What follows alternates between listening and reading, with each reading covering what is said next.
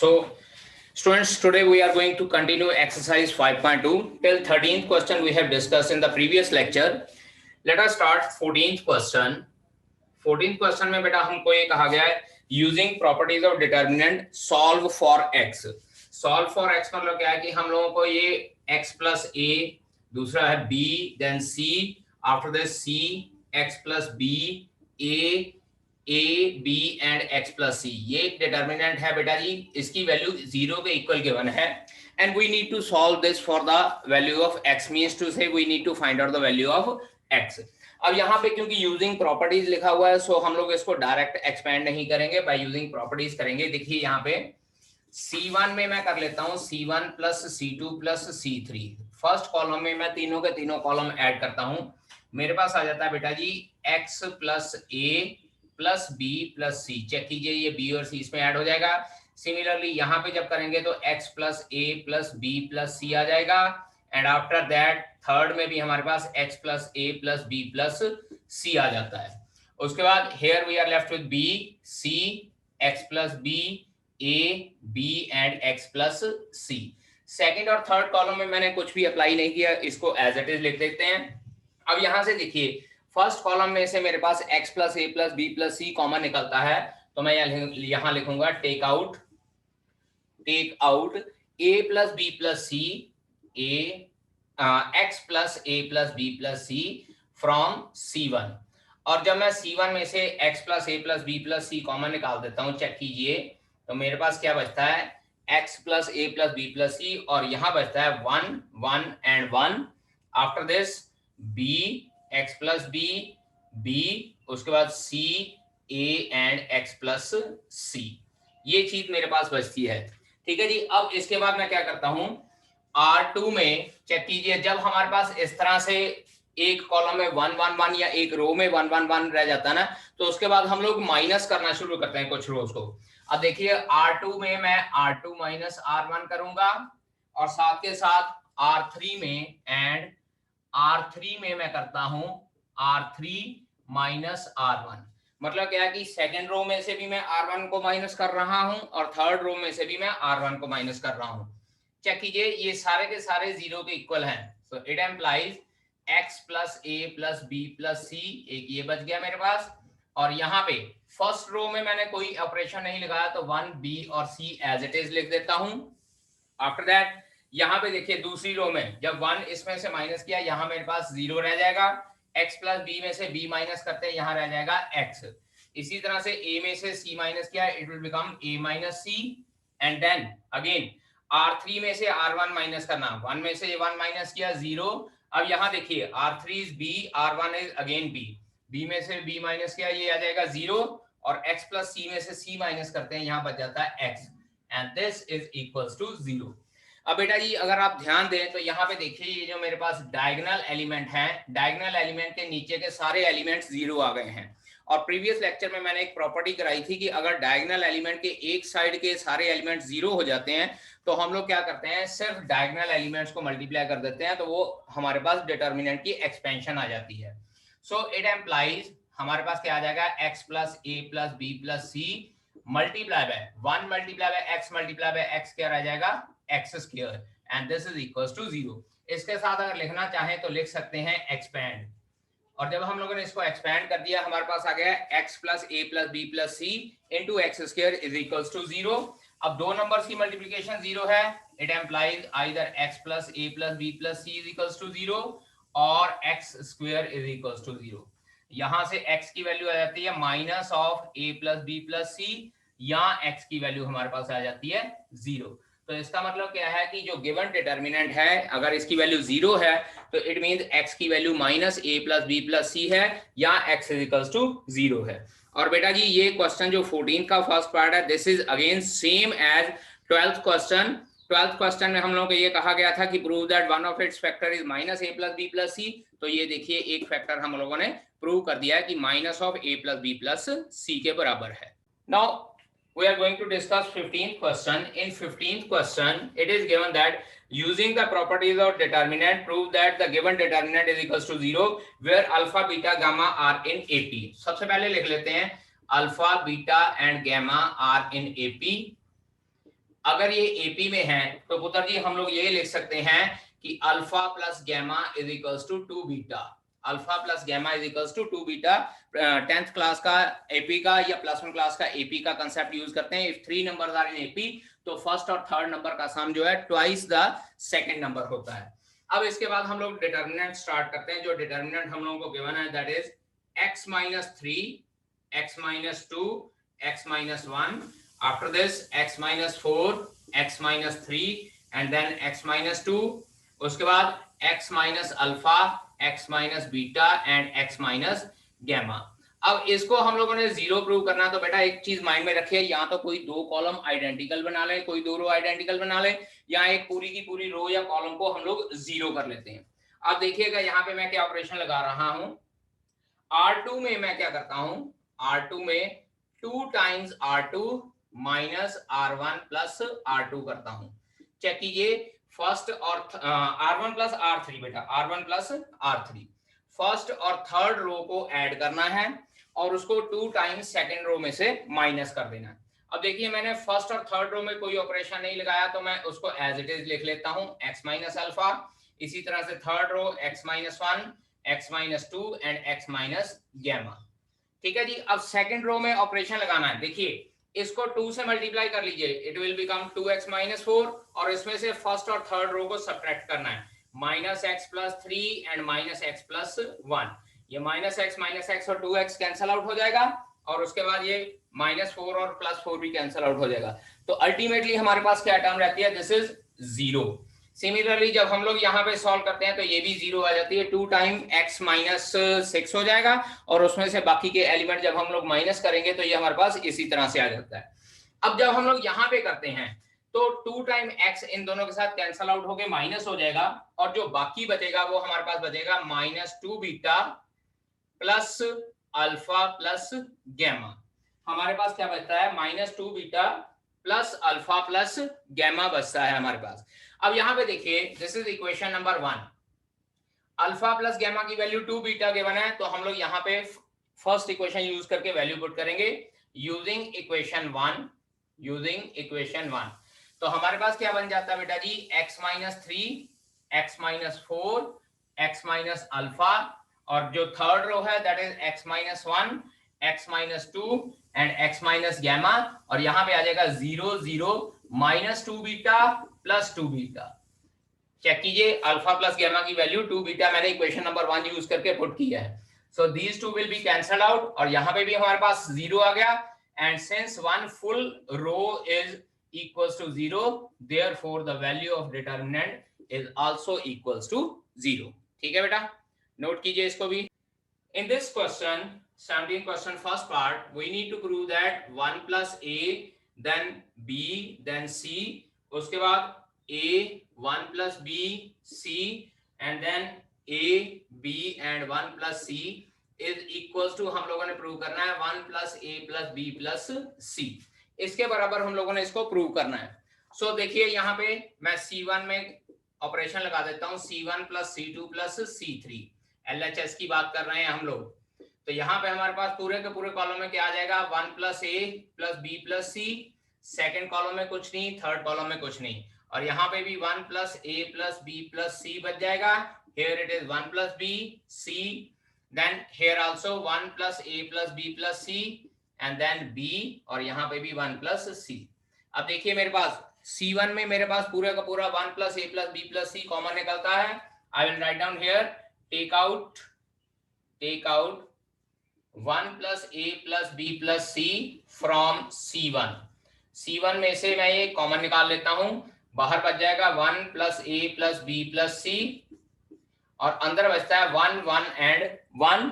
After this b 1 plus b again b और उसके बाद c एंड 1 plus c। इसके बाद बेटा जी मैंने आपको बोला था जब भी हमारे पास पूरी एक कॉलम में 1 1 1 बन जाता है तो हम लोग कोशिश करते हैं कि रोज में माइनस का साइन लगाएं। सो अगेन फिर से वही ऑपरेशन लगाता हूं मैं, R2 में ऑपरेशन लगाता हूं R2 minus R1 और R3 में ऑपरेशन लगाता हूं मैं R3 minus R1।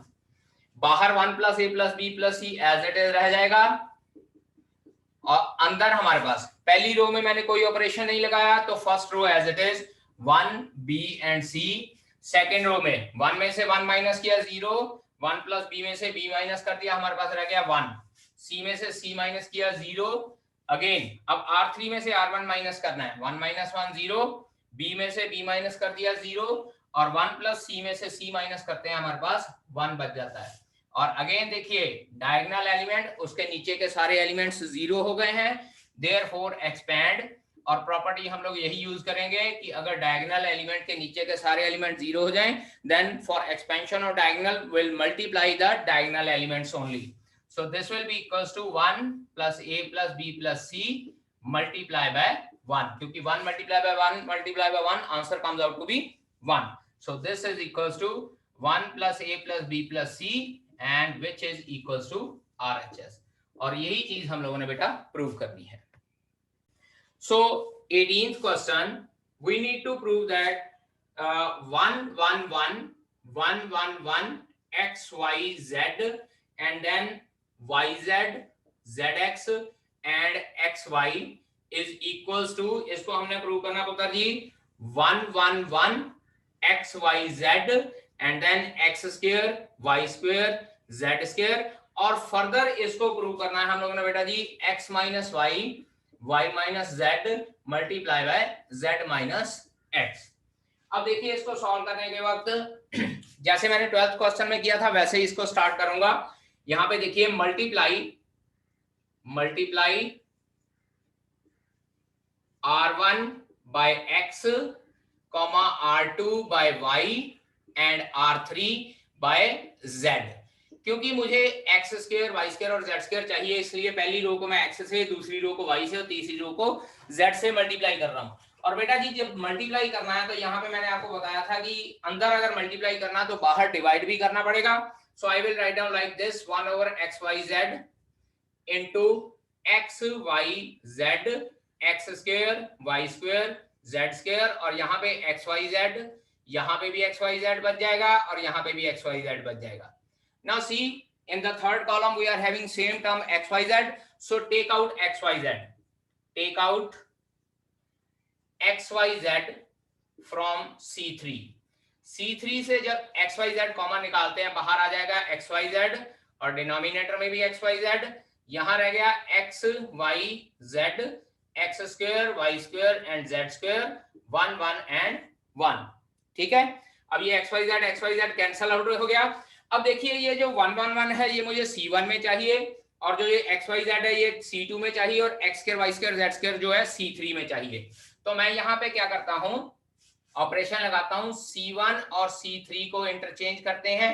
और बेटा याद कीजिए जब हम लोगों ने कॉलम इंटरचेंज किए या रो इंटरचेंज किए तो बाहर माइनस का साइन आएगा, तो I will apply minus sign and it will be 1 1 1 x square y square z square and this is x y and z।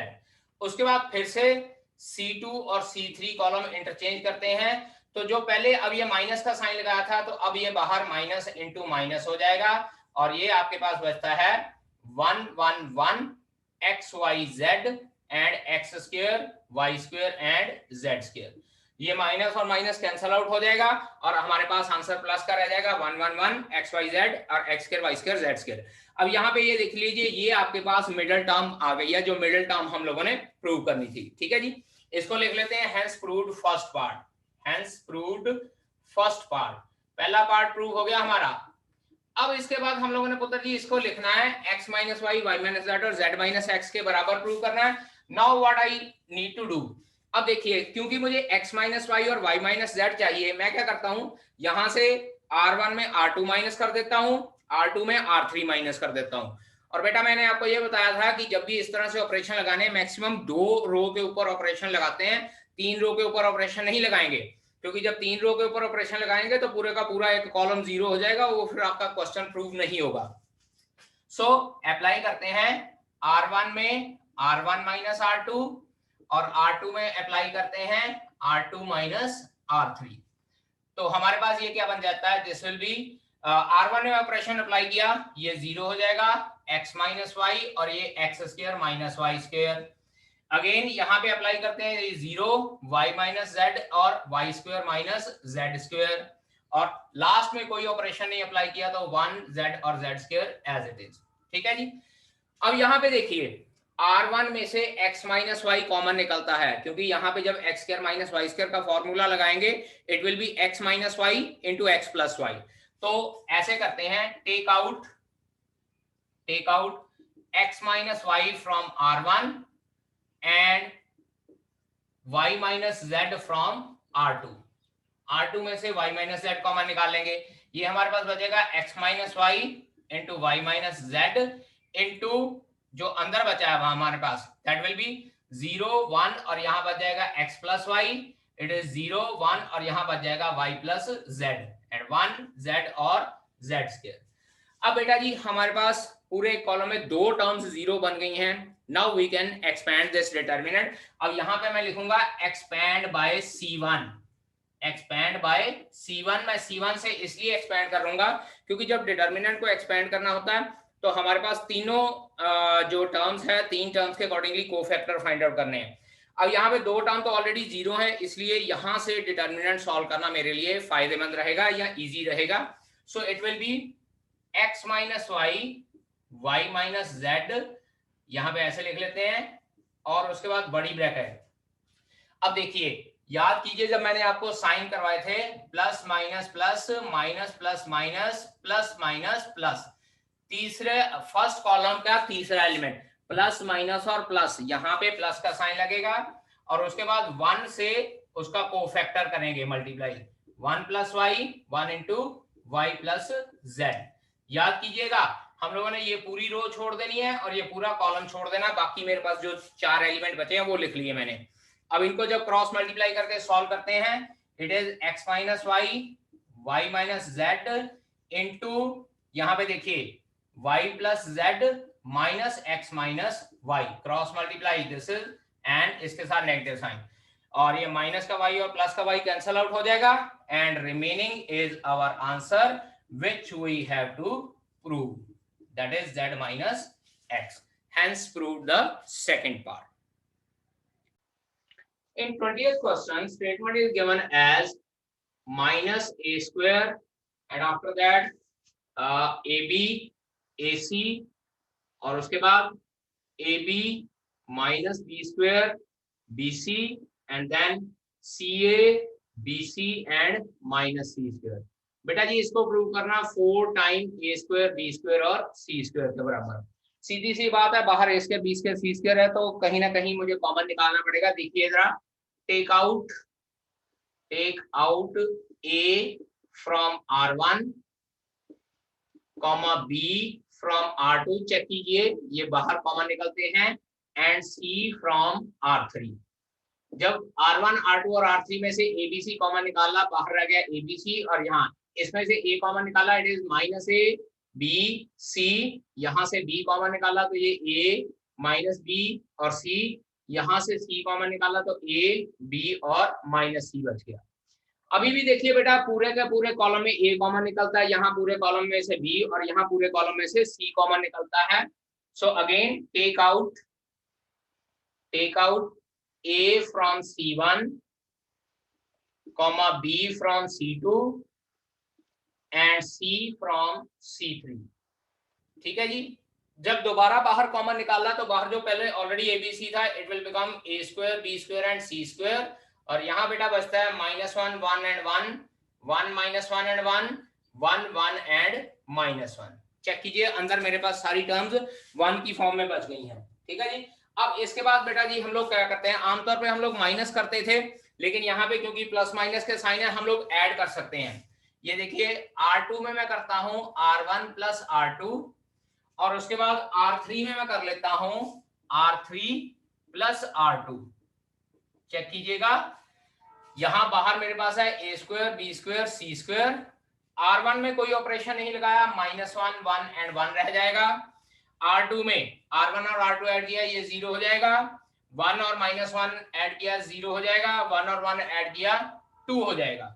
अब इसके बाद यहाँ पे R3 प्लस R2 किया it will become 2, R3 plus R2 किया 0 और R3 plus R2 किया again becomes 0। तो यहाँ पे हमारे पास दो रो ऐसी बन गई हैं जिसमें मैक्सिमम एलिमेंट 0 हैं। तो अपनी चॉइस है कि किस फॉर्म से हम लोगों ने एक्सपैंड करना है। मैं कर देता हूं expand bye R3, expand bye R3, बाहर रह जाएगा a square b square c square. और बेटा जी याद रखिए वही formula, plus minus plus minus plus minus plus minus plus.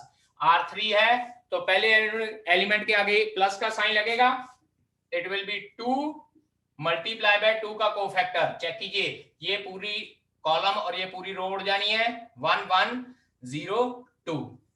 So it will be a square b square c square और अंदर रह जाएगा 2 multiply by 2। Answer comes out to be 4 time a square b square and c square, which is equals to right hand side for this question.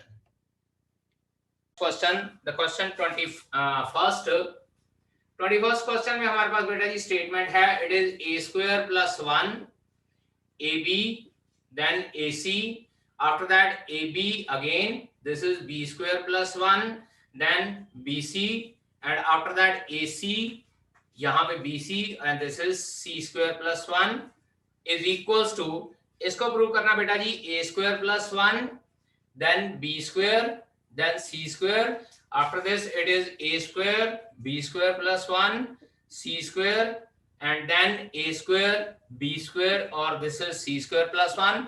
और ये सारे का सारा prove करना पुत्र जी 1 plus a square plus b square plus c square के बराबर। अब यहाँ पे बेटा जी हम लोग चेक करेंगे तो यहाँ पे देखिए C1 में मैं a टाइम C1 कर देता हूं, C2 में मैं b टाइम C2 कर देता हूं और C3 में मैं c टाइम C3 कर देता हूं। मतलब पहले कॉलम को a से मल्टीप्लाई करना, दूसरे कॉलम को b से और तीसरे कॉलम को c से मल्टीप्लाई करना। और बेटा अगर अंदर मल्टीप्लाई करोगे तो बाहर डिवाइड करना पड़ेगा, इट इज 1 बाय abc। चेक कीजिए a cube plus a, it is a square b and this is a square c, then a b square, second column को b से मल्टीप्लाई करना है तो b cube plus b, this is b square c, third column को c से multiply करना है ac square bc square c cube plus c। अब अगर हम लोग चेक करें पहली रो में से a कॉमन निकलता है, दूसरी रो में से b कॉमन निकलता है और तीसरी रो में से c कॉमन निकलता है। तो हम लोग यहां पे लिखेंगे take out a b c, take out a comma b comma c from r1 comma r2 comma r3 respectively। ठीक है जी, जब abc बाहर निकालना है it will be abc over abc। Check कीजिएगा, इसके बाद यहां क्या बचता है, पहली रो में से जब मैं a कॉमन निकालता हूं यहां बचता है a square plus 1, it is पहली रो में से a कॉमन निकाला है, it is b square, then this is c square.